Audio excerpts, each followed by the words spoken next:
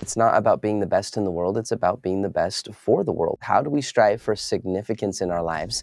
And one of the greatest things with Mr. Jensen and what he did is he created a moment. A moment. I think in our lives, we don't really remember the days, we remember moments.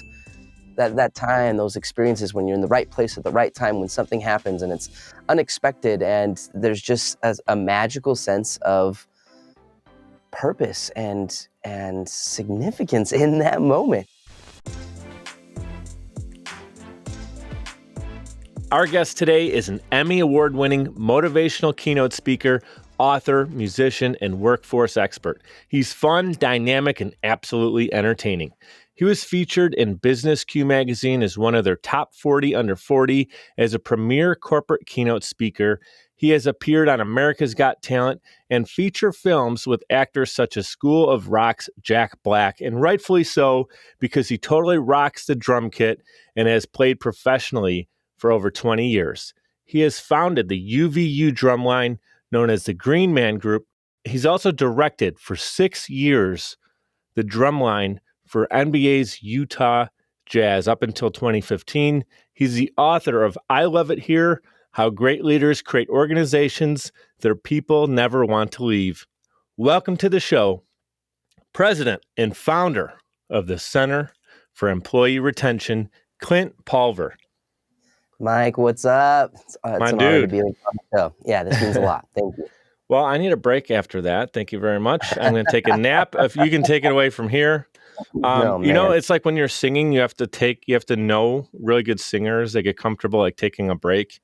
And it was like, I was getting towards the end, I'm reading your book title and I'm like, I think I'm going to pass out. I'm running out of oxygen. I'm running out of oxygen. I'm feeling it. There's like, it's like a video game where you can like see the yes, and then it's out. So I'm breathing now. We're good. Meditating a little bit in the moment. This is exciting. I want you to know that very creepily, I did a lot of homework on you to see and understand what you're about. No, I joke, but I kind of shared this off camera. I want our audience who's tuning in, and thank you guys for doing that on YouTube and Apple and Spotify and wherever you guys are tuning in. Clint, I actually discovered his content on YouTube, and I'm going to put this in the show notes because we're going to talk a lot about this video. It kind of sparked a lot of what Clint's been doing. It's a video about Mr. Jensen, who's an actual true story. And I was preparing for a mastermind group that I actually host and I'm facilitating. Every month we like to come to the table. I like to bring to the table like a nice 3 to 5 minute inspirational video to get everybody thinking and talking about it. We actually go around the room virtually and talk about the video. And it was your video with Mr. Jensen. And of course, as a drummer, it resonated with me. And people who tune in are going to understand why. Because I was that kid that always stopped tapping in class. I got yelled at all the time. And so that's where I kind of discovered your content. And then all of a sudden I realized it wasn't a one-off situation. You have so much great content on social and YouTube. So I want to say a gigantic thank you for being here. I know you're super busy on stage all the time too. Welcome to the show. Yeah, thank you. It's an honor. I appreciate you finding the video, sharing the video. That was the whole intent. It's been cool because we've never really like fueled the video with like ads or a marketing budget. It's just been something that we tried to create that was quality, that was moving, that was shareable, and people have shared it. And organic, man. A lot of people. Yeah, it's very cool. Well, I think the algorithm helped out because we got inspirational content and drumming. I mean, it was just like, what else are we going to send Mike? That's where. Yeah, it spoke straight to Mike. It was like, this is my video. I love it. Well, I'm going to give break a little bit of the ice there. I mean, I do want everyone to tune into the whole thing, but essentially what the video is about is, it's you're in class, you're 10 years old, right? If you want to, I want to kind of get to the big part of the story. You kind of leave a cliffhanger at the end, and I pulled a quote right out of here for you. So in the video, you're tapping away. All the teachers, you're sent on to the principal, essentially. Because you're making noise, you're kind of distracting class. Mr. Jensen tells you to sit on your hands. That works for about 5 seconds.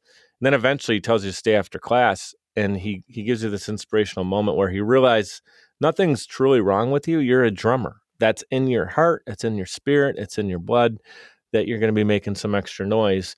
And instead of trying to take the drummer and the dream out of someone, he put drumsticks in your hands. And then the quote I want you to elaborate on too. It ends with this powerful quote, guys. It says, I learned there's a difference to being the best in the world to being the best for the world. And I want you to know, you've certainly done that. Drum workshops, inspirational videos. Can you elaborate a little bit more on what you mean by that? Yeah, I think there's a big difference in the world between success and significance. I think a lot of times we get caught up in the success, the popularity, the likes, the followers, the data. Where are we today versus where we were yesterday? Are we growing? Are we successful? And there's nothing wrong with that. But I look at what I really remember in my life, and it really is the moments. It's the moments of significance. It's the moments where I was doing something bigger than myself. It was the opportunity to write a great story by helping other people live that story. And it is. It's not about being the best in the world. It's about being the best for the world. How do we strive for significance in our lives? And one of the greatest things with Mr. Jensen and what he did is he created a moment. A moment. I think in our lives, we don't really remember the days. We remember moments. That time, those experiences when you're in the right place at the right time, when something happens and it's unexpected, and there's just a magical sense of purpose and significance in that moment. And I've just found that that is what people really cherish. That's what moves people. That's what we remember. And at the end of our lives, I don't care what any of us do. None of us are getting out of life alive, right? And I think when we look back, or when that moment comes for all of us, you're going to be surrounded by really two things. You're going to be surrounded by the woulda, shoulda, couldas, or you're going to be surrounded by the do it, did it, done it's. And most of my do it, did it, done it's are surrounded and consumed with moments. Yeah, it's really powerful, man. I think back to, like, we're talking about Mr. Jensen, who is a actual teacher of yours that inspired that story. But I think back to the teachers that I would say, yeah, I had a great teacher. I really liked the teacher. And it is moments. I think of moments from a high school teacher that helped unlock my potential when I scored highly on my first Regents exam, which is like a high sought after, like, if you score high in Regents in New York State, it's looked, Yeah, it's a big deal. higher. Yeah, it's a big deal. And, up until that point, I remember kind of thinking, I was just kind of, okay, my sister's the oldest. She was the smart one in the family. My brother was barely passing. And I was always like in this gray area of not having an identity. And then she kind of unlocked my potential. And I remember the moment that she called the house and I thought I was in trouble. And when I heard my teacher was on the phone, and it was her telling my mom that I got a 94 on the exam, which was like way above what I thought I was, able to do. And then all of a sudden, guess what? I started getting 90s in math after that, because I believed that I could do it. But it was a moment. And then I think about, my friends in music. As I mentioned, I'm a drummer as well. My best childhood memories, I can think of my friends that were also drummers and musicians. And it's moments. It wasn't every day, all day. It was these like key things that we think about. It's relationships. Could be with Totally. past girlfriends, boyfriends, Yep. spouses, children that we don't get to see as much. We certainly remember those moments, and that is super. It's like, so our brain was doing social media before social media existed. Yeah, 100%. And it's cool too, because Mr. Jensen, I call him Larry now. He's still alive. That's Big part of awesome. my life. I got to get him But on the show. Forget Clint. Get him on. yeah, right. I know. But the cool thing is he designed the moment. I think we sometimes think of these moments as like, oh, you're just in the right place and this happened, and it just is happenstance, and it just right place, right time. But he designed it. He designed it. He thought through it. He listened. He paid attention. He went and bought the drumsticks. He told me to stay after class. And I think that's like the most beautiful part of the story for me, is that he created that moment that wasn't in the curriculum. It wasn't a part of the lesson plan. It was something that he had to do above and beyond to become that advocate. And in doing so, it changed everything for me. It was calculated from a leadership standpoint. Like, there's two ways this can go. This can go disciplinary over and over and over again until Clint is just put in a box, Yep. maybe a soundproof box at that, Yeah. or encouraged. And then you also had to understand, okay, well, there is a certain time when I can actually bang on the drums, play my drumsticks, or sometimes we tap. And I know the tapping thing, because for me, literally almost 24 hours out of the day, there could be a drum beat in my head. Like, if I stop, there's always something that comes right to the surface quickly. You know that feeling. Yep. All you have to do is hear like a little bit of music and we got the whole drum beat. We could just play a whole Yep. song in a second. And that Yep. happened when you're in math. You know, you're watching the teachers like erasing the board and there's 10 seconds of dead space, but in a drummer's head and probably other musicians' heads, that's 10 seconds where a song is playing in their head. Yeah, for sure. Um, Totally. so I love that it was calculated. I'd like to stay on that for a second.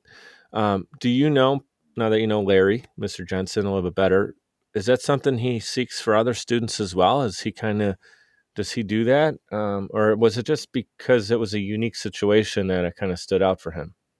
Yeah. So he's retired now and much older than when this took place, 23 years ago.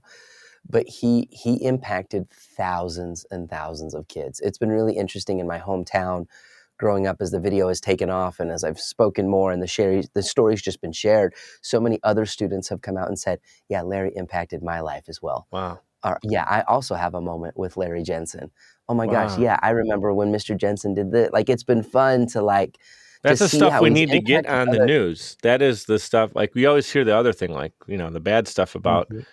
Mr. Teachers that did something. And now it's like, here's the positive. How come we're not hearing this as much? Like, this is the stuff. That's why I actually do the show, Clint. I told you a little bit off camera. It's to inspire people to be brave and bold in pursuit of their dreams. But aside from that, go back. People can listen to the 100+ episodes. It's positive energy. I'm putting it out into the world, and I'm doing it by just getting out of the way and letting the guests shine. But more and more positive content needs to be out there because it exists. But I'm telling you, the agenda that we know from the bigger outlets are typically playing that fear tactic. I'm not trying to go super political in the moment. I'm just Yeah. saying historically that's what's driving. And it's like, okay, well, now people can choose where they get their content and on demand press play on a podcast or a YouTube video. That's why we're doing the show. That's right.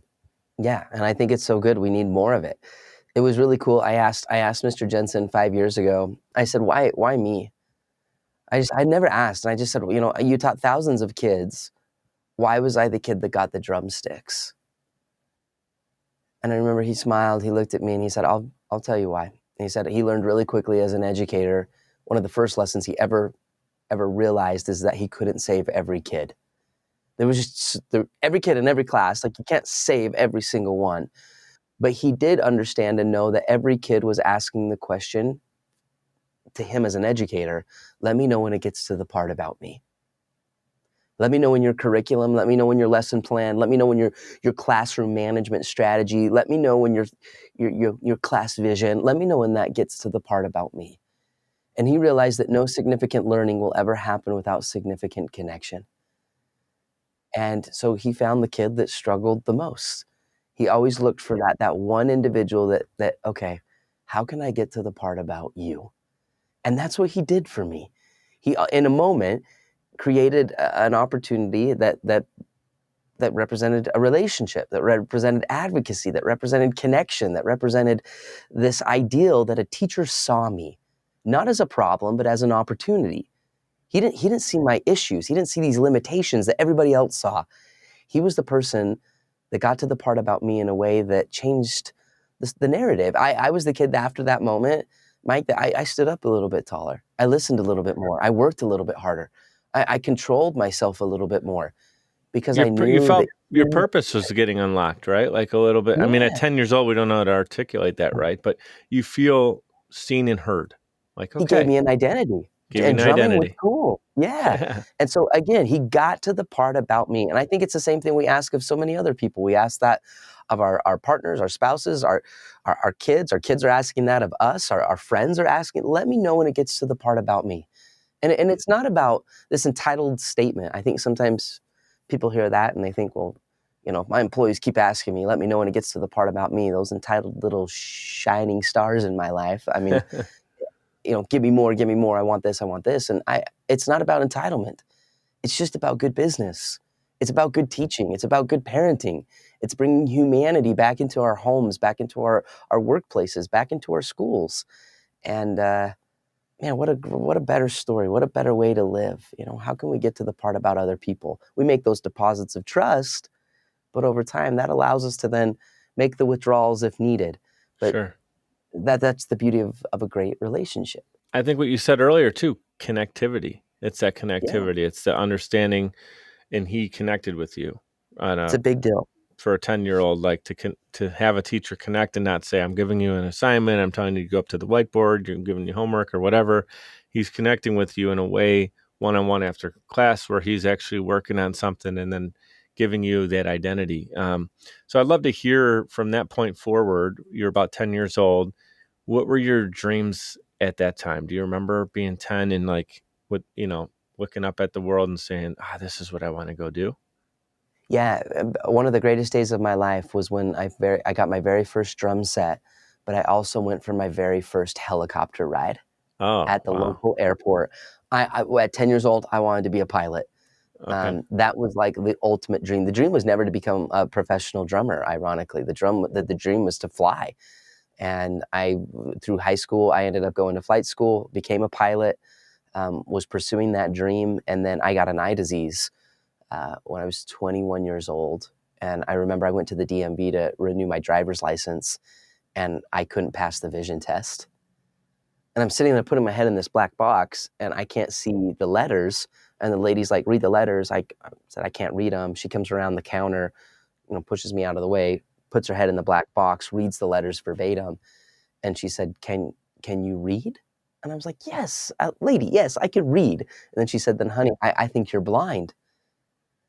And I remember at that moment, she's now putting me under house arrest at the DMV, takes this big stamp, pushes it on my paperwork, it read denied. And the opposite of Mr. Jensen, basically, is her yeah, attitude. totally. And I called my mom, and long story short, I ended up at the Moran Eye Center at the University of Utah with a top leading authority in a rare and degenerative eye disease known as keratoconus. And as a 21-year-old kid, my eyes were as bad as an 87-year-old's. Wow. So how did you just in day-to-day not feel that or have that come up? I mean, if you're looking at a street sign or a clock on the wall. So the progression of the disease was rapid enough, but slow enough. And all keratoconus patients, people that have this disease, will understand this. If we needed to see something, if I need to see something closer, I'll just squint. If I squint, it will compress my eyes, and whatever was not clear can become clear. Sure. And it depends on the range. It depends on if it's far or nearsighted. Everybody's different on how their stigmatism and the thinning of the cornea works. But I just thought the way that I saw was the way everybody else saw. There's no way to really compare how you see versus what other people see. And I just adapted to being able to move my eyes to be able to see and function. And I'll never forget when he said, we're in the doctor's office, and he said, what do you want to do? Like, what do you want to become? What's your plan? And I said, I want to fly. Well into my pursuit of being a professional pilot. And he looked at me and said, this is it. You're done. It will never happen for you. We know it's interesting, though. You flew quite a bit after that, just in a different seat, couple rows back. Now you're flying all the time, all over the country. I know COVID had a little bit to hold up on that, but are you back up and on stages and flying around all over now?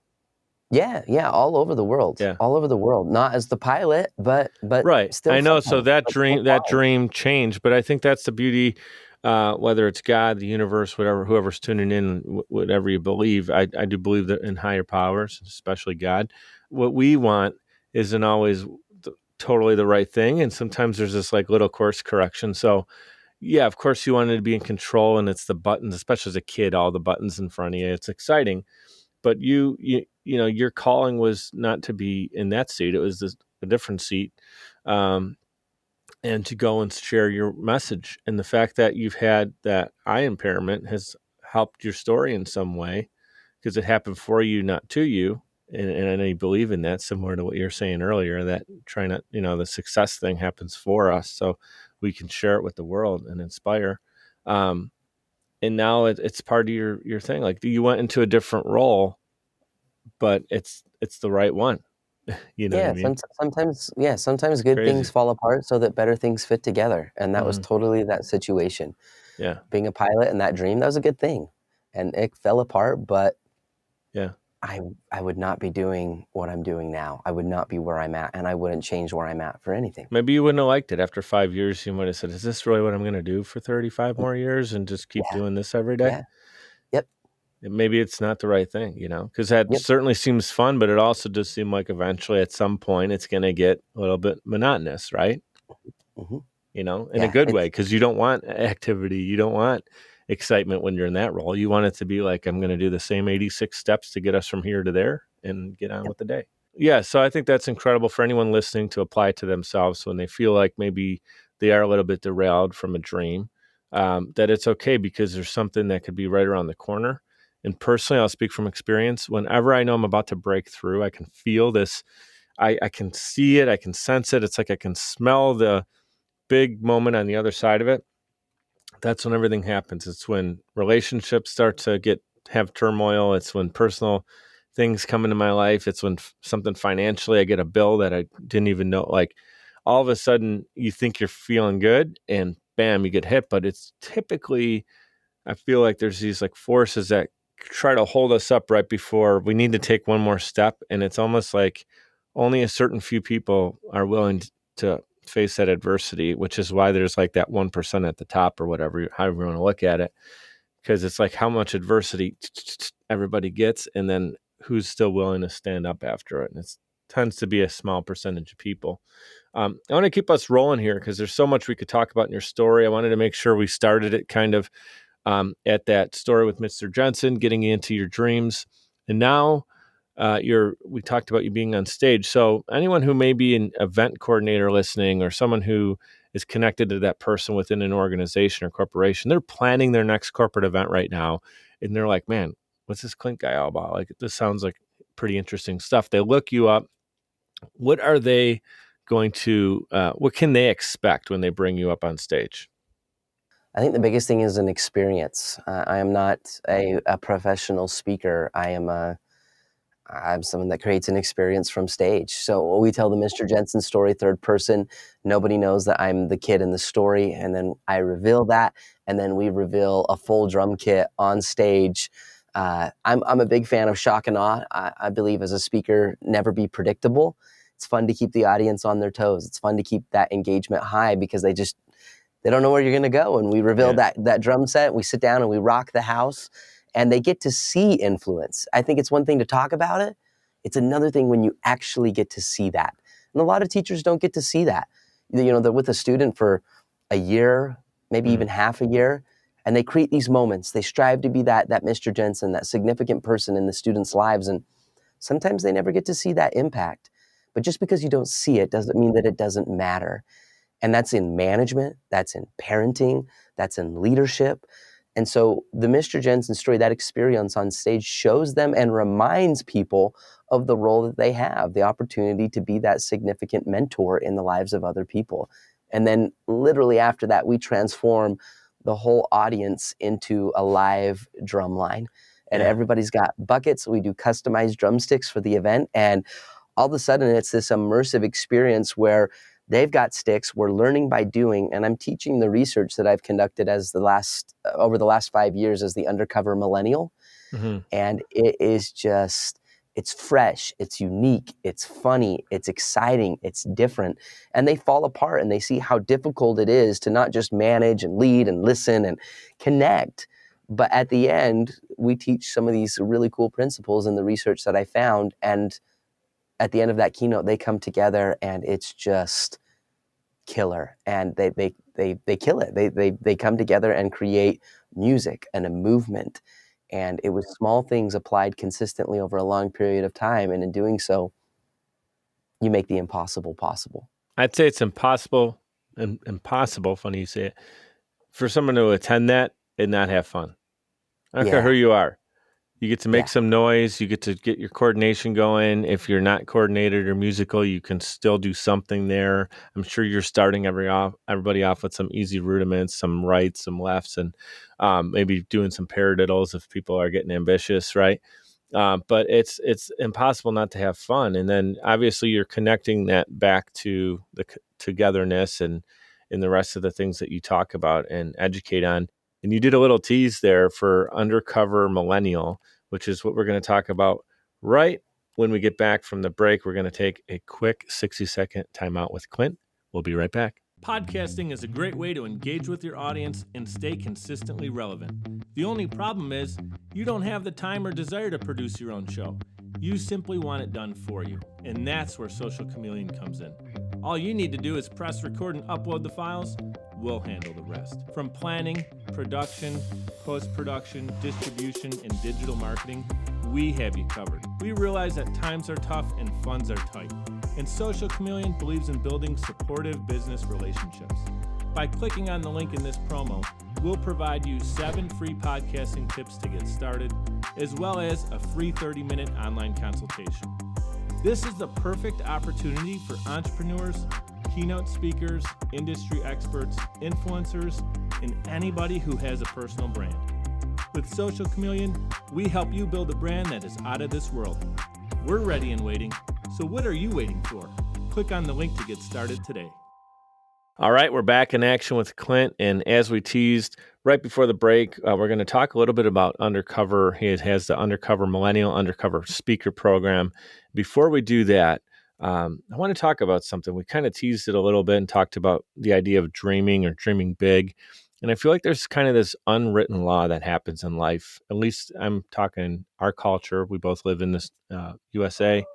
Our culture kind of has this thing where you graduate high school, and at that point, you're picking your profession, you're picking what college you want to go to, and everybody kind of plays like that college major pinball. You try to see what fits, and you're bouncing around, going from one to the next. And eventually, your initial dream, I feel like, gets beaten out of you.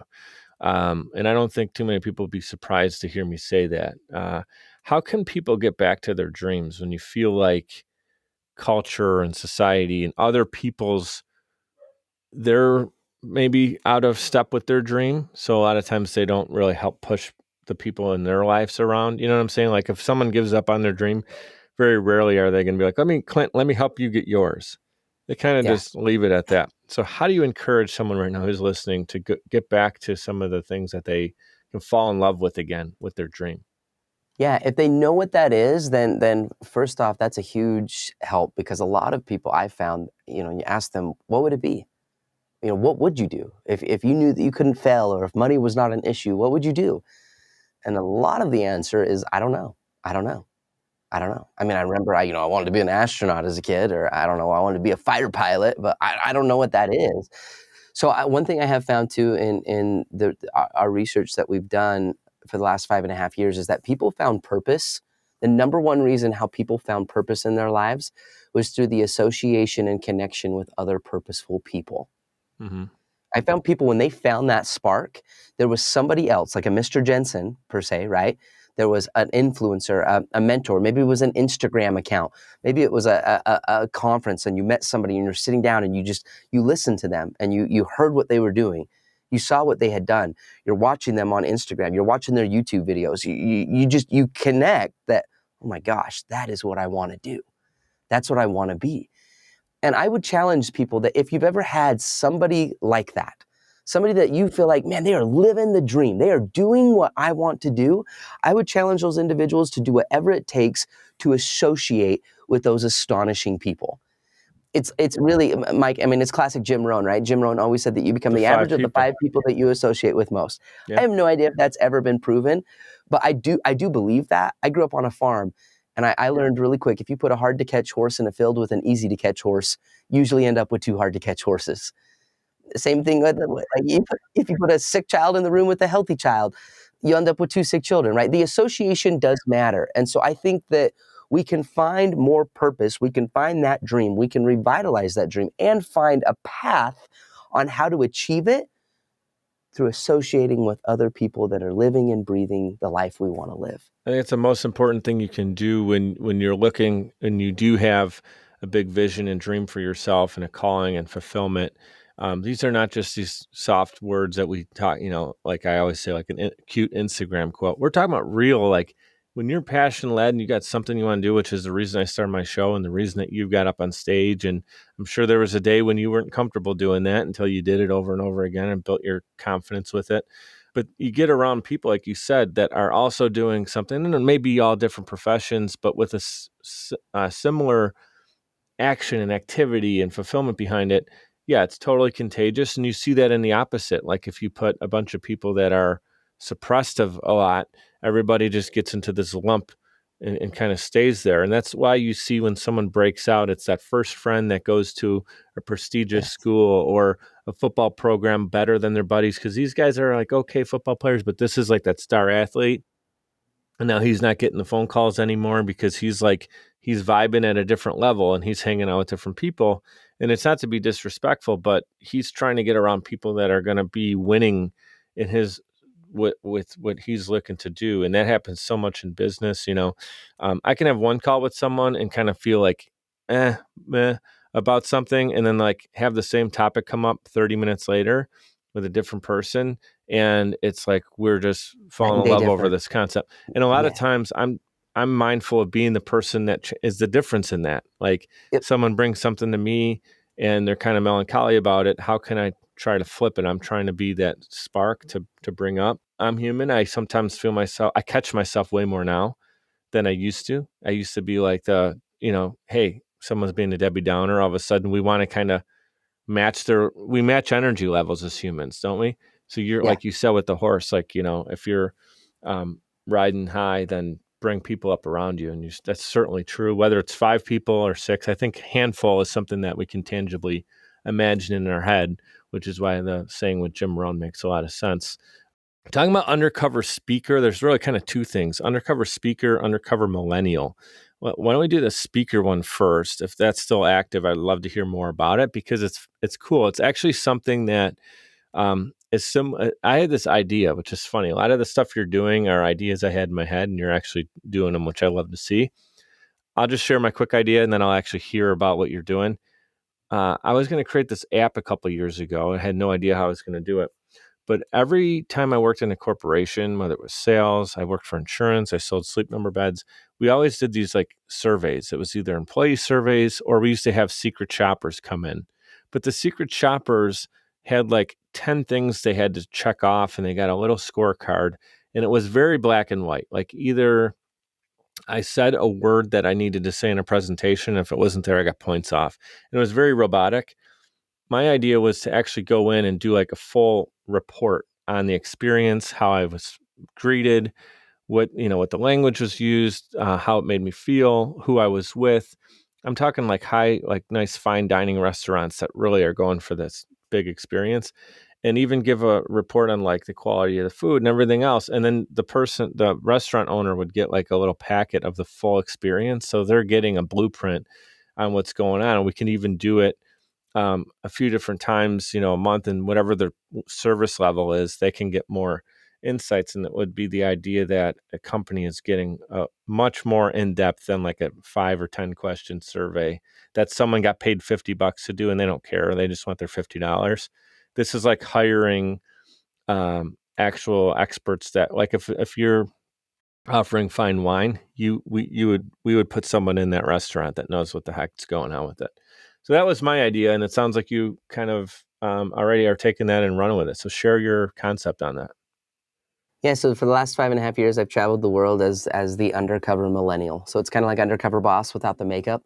So I would go undercover into organizations, not as like a CEO or a manager, but as just someone who's a potential hire. So I'd walk into a Chick-fil-A, a Verizon store, a Walmart, a hospitality chain, a medical clinic, whatever. And I'd put on my street clothes, a backwards hat. I am a millennial, by the way. That's the generation I was born in. So I was young enough to go in and I would shave and just look as young as possible. And I'd walk up to the first person that I saw and I would just say, hey, I'm just curious, what's it like to work here? And the employees, every time, they always get quiet. They look around. It feels like an illegal drug exchange. And then they tell me everything. Yeah. Everything, the good, the bad, what they love, what they don't love, because I'm not a survey. I'm not a one-on-one management meeting. I'm a potential hire. And I realized that because of my age and the environment that we created, people would speak their truth. They You know would what I be think it is honest. too, Clint, real quick, is they don't want to do that even with their co-workers because that person Sure, could sure, sure, rat them sure. out. Yeah, And their yeah, family I'm doesn't a always want to hear about it. They go home and it's like, okay, you had a bad yeah, day at work. But here's yep. just a guy like, hey, I'm kind of interested in working here. And someone's like, either, yes, I love it with some great detail, or run in the opposite direction with some great detail. And you're getting like You're getting Yeah. all of it. And you have All, a pen in your pocket that's recording it too? yeah, we've got a pen and a lapel camera that we would use at times. And then we would use that footage. I would blur out the employees' faces. We'd change their voices if needed. And then if the corporation was big enough, because the number one goal always was to protect employee identity. That was not the purpose. It's not to figure out who needed to be fired or who needed to be promoted. The goal was to protect the identity of the people, but still give leaders the truth. The constructive feedback they need, yeah. Yeah, that's the problem. You know, most managers, Mike, they have no idea when they're doing poorly. Mm-hmm. Most managers have no clue because there's no incentive for an employee to speak their truth. Like, could you imagine if you're a manager, like you as an employee, or someone walking up to you saying, "Hey, listen, Manager Mike, I just want you to know, I feel like this could help you. You micromanage everything that we do. Happy Tuesday. Yeah. Keep it up." And then they leave. Or you know, when's the last time an employee would Sure. walk up and say, "Hey, you're the guy that every time we win as a team, you take all the credit, or every time we lose, you blame everybody else. It's never your problem. I just need you to know that." That meeting Happy went Thursday. 17 minutes over, and we didn't. Absolutely nobody learned a damn thing. Yeah, You just said we had to meet. Whatever no it is, yeah. employee is going to go and say that. Instead, what they really do is they just leave the company 3 months later. They quit. No information is given on that. Yeah. And then it leaves the manager and leadership sitting there scratching their head going, "Oh, we never saw it coming. I don't know what it is. We can't get anybody to work for us. It's just so hard to find good talent these days." And so again, the perception of leadership versus the reality of the employee experience is usually night and day different. And that's what the Undercover Millennial program was able to do. We were able to come in between that gap and bridge that and create a space where employees could really speak their truth and managers and leaders would actually listen. That's amazing. And it was just, I've loved it. It's one of the sweetest experiences of my life doing all of that research. We worked with 181 organizations, over 10,000 employees interviewed undercover. And the magic, Mike, I need to say this because the magic of the research was not found when an employee was dissatisfied with their job. Like, I got plenty of that. Yeah. The magic was found when I would go into an organization and I'd ask, "What's it like to work here?" And that employee would respond with, "I love it here. Mm-hmm. I love it here. I love our job. I love what we're doing. I love my manager, Susie. You got to meet Susie. She's amazing." And then I'd go to the next employee and they would say the same thing, and the next and the next. And it would trend in this significant and beautiful way. And that was when I had to ask myself, why? Why is this place different? Why is everybody thriving, not just surviving at work? So I decided to write a book about it. And we titled the book, "I Love It Here: How Great Leaders Create Organizations Their People Never Want to Leave." And it's all the solution-based data around how great leaders were doing that. Yeah, I think that's amazing. Do you have something that a company can not only pay you to come in and do the reporting on it, like this is what we're gathering this information, but to use the already gathered 10,000 hours, or what was the number you said? Something crazy. Yeah, 10,000 employees. 10,000 employees interviewed. That's a database right there that is powerful. So do people now hire you to come in and say, like, okay, tell me what are some of the key components for Susie that everybody loved about her? What were some of the things they loved? And then what are some of the disconnects that we need to eliminate or be mindful of? So if we see it, we can take care of it before Godzilla gets huge. We can take care of it at a smaller state. Exactly. Yep. And that's exactly what we do. So that's why I wrote the book. So you're doing that already. Okay, cool. Yeah. And then we have a 52 video management masterclass series, which companies will use for a year. And every week they send out a video to their management team as something after I've gone in and spoken to the team. We've got that connection. And then every week they just get a little piece of that research. And they're beautiful videos, micro learning, small, short, but it just helps them to keep the main thing. And again, it's compiling 5.5 years of research into a beautiful video series to help people close the gap. How do we bridge that gap? That's so good. As I continue to grow as a company and work with other entrepreneurs in my mastermind group and people I interview on the show, I will definitely be connecting you with some people for that course. Because, I see people, they bring a great widget or some kind of product or service to a business that definitely can help them. But at the end of the day, the most important piece of any organization is the people. Yes. And even if it's a widget where it's not like customer facing and there's maybe not a human being that's interacting, there's people that are creating it behind the scenes. There's camaraderie that happens. But at the end of the day, successful companies have, an accumulation of great people and connection and community among them.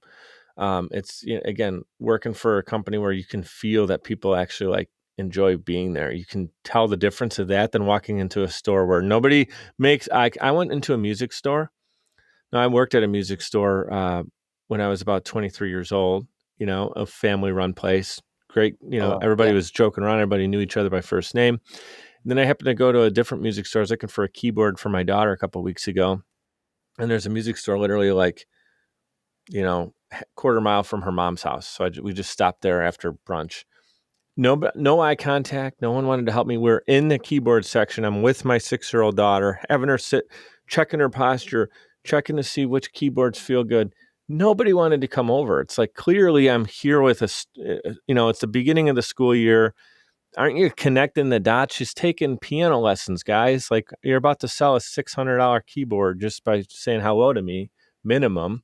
And nobody did. So I left, and then I drove further all the way to the music store I used to work at, and we bought it from there. And it was a slam dunk purchase because, they had what we needed, and it was just caught up with some old friends. It was the people. It was the experience.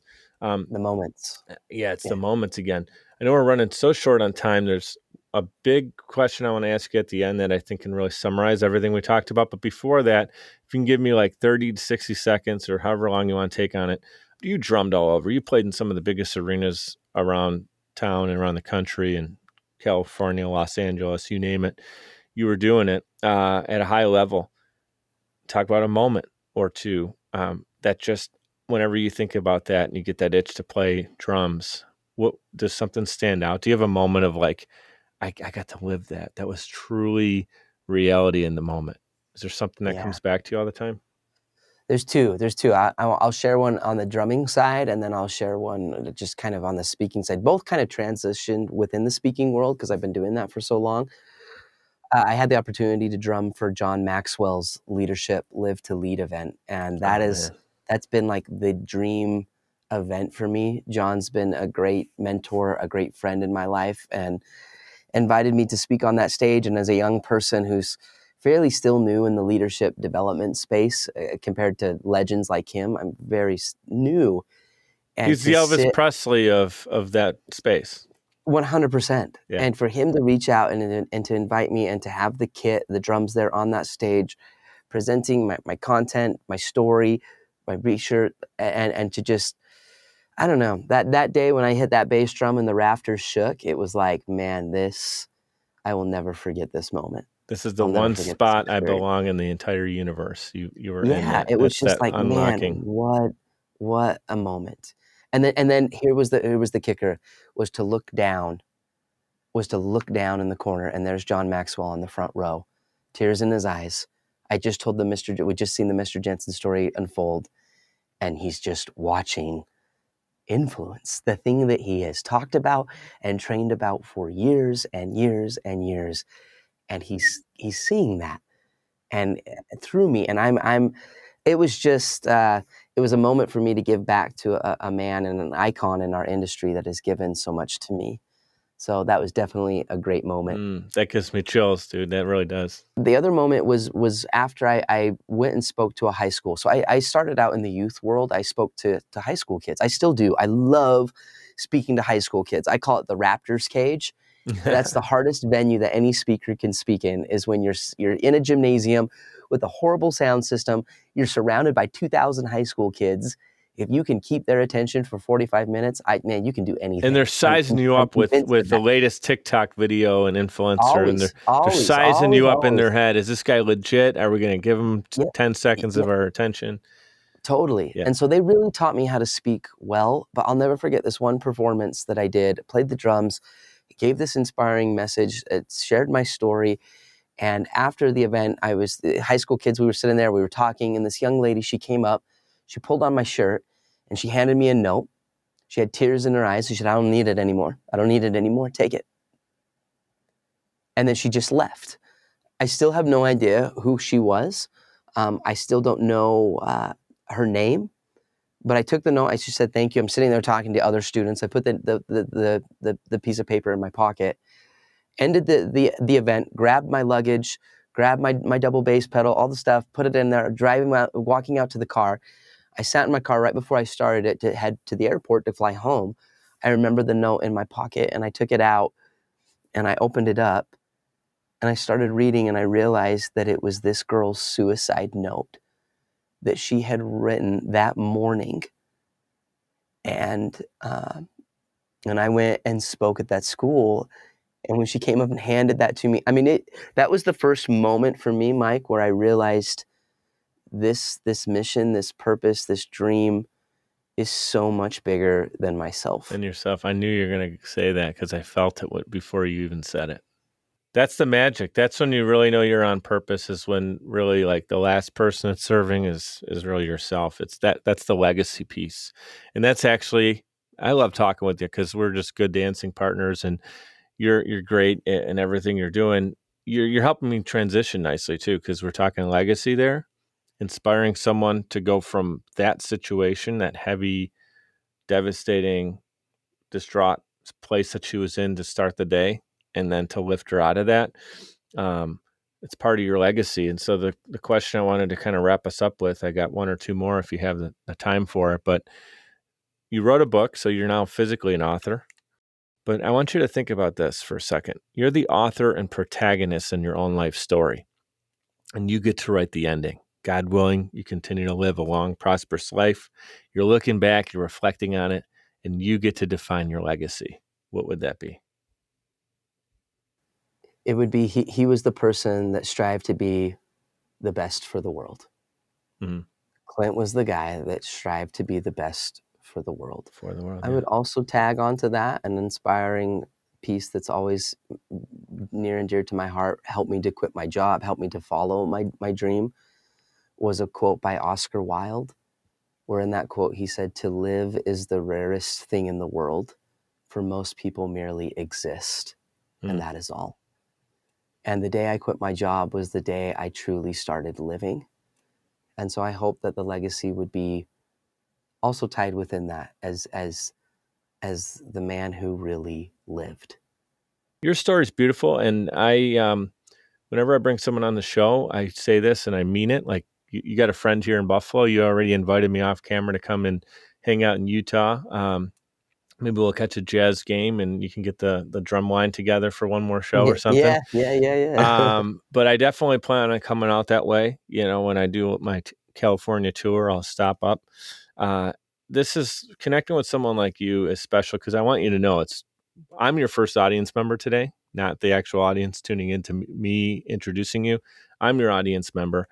And this is always worth it to me because I learned so much. And I know that if one person tuned in today and they were that girl in the auditorium, or someone who is just getting beat up at work, like they cannot stand not being happy and fulfilled anymore, hearing your story, hearing, what we're talking about today, and actually internalizing it is why I do the show. And I know that's why you wanted to be here. My last question isn't designed to be a curveball, but what would your 10-year-old self think of your current day self? If it's looking up saying, wow, that's what I became. This is who I've become. I hope my 10-year-old self would say, "You're very brave. You're very brave." Because my 10-year-old self would not have, I don't know if I would have never have fathomed this, but the hope is to go, wow, like, look at the courageous risks that you took to get to where you're at. I mean, a lot of people think, oh, you just got here. Everything's just worked out for you, Clint. Yeah, you were on this like cartoon road, the yellow brick road. Yeah, it's not quite how it works. And so if that 10-year-old self was able to see that journey and to see where I'm at and how hard and scary and trying and difficult and lonely and frustrating and hard the process has been, yeah, I hope he would say, "You're very brave. You're very brave." And I believe he will be very proud of you. The reason I ask that question is because a lot of times we get in the moment and we're all always thinking about what we got going next. You and I are very busy. We got different things going on, running our businesses, and we don't always take, even though we can be meditative in the moment of each day, we don't always go back to that moment of when Absolutely. the dream was planted in our hearts and give ourselves enough grace. So that's kind of what I wanted you to do, is maybe even after this interview is take another moment to think about all those things, because the trials and tribulations are who make you you. They built your character, the calluses. You're able to help more people because of it. Not to say like, man, I'm going to throw some more adversity at Clint so he can be better at his craft. But the point is, life happens, and then it's what we do with that ball of clay, how we mold it. And you've got so many different unique things. You got the drumming thing, you got the speaking, you have the Undercover deal. It turned it into a business. You're a social media influencer with content that's purposeful to connect and help people. You do events like this where you're one-on-one, being interviewed and vulnerable. So many cool things you're doing, and I just want to say thank you again for being here. You're a friend, man. You can give me a shout anytime and we can connect. If there's anything I can do to help you out, please let me know. I just want to thank you for your time today. And I know the audience definitely benefited from this conversation. Is there any last words you wanted to get out before you run? No, I just appreciate it. Thanks for making your mark in the world, Mike. Keep doing what you're doing, creating moments and being the best for the world. That's what it's about. Awesome, brother. Thank you so much. You're welcome. I'd like to give a huge shout out to everyone for tuning in, especially those who listen all the way to the end to hear this message. Seriously, I appreciate you, and my guests do as well. Giving a quick reminder to subscribe to this show. It's completely free and will allow you to receive notifications when new episodes are released. If you'd like to provide a tip as a gift, you can do so via patreon.com/micedup. It's spelled MIKED up. Patreon.com/micedup. You can give as little as $1 per month or as much as you'd like. Every dollar is greatly appreciated and completely unexpected. Appreciate your reviews and your messages coming in on social as well. Keep them coming. Your feedback is valuable and absolutely means the world to me. You can check out more episodes and content at mikeduppodcast.com. We're powered by Social Chameleon. You can also follow me on Instagram. That's where I'm the most active, and it's at Mike DiCiccio, MIKEDICIOCCIO. Thank you so much for your continued support. You guys know what to do. Be great and be grateful.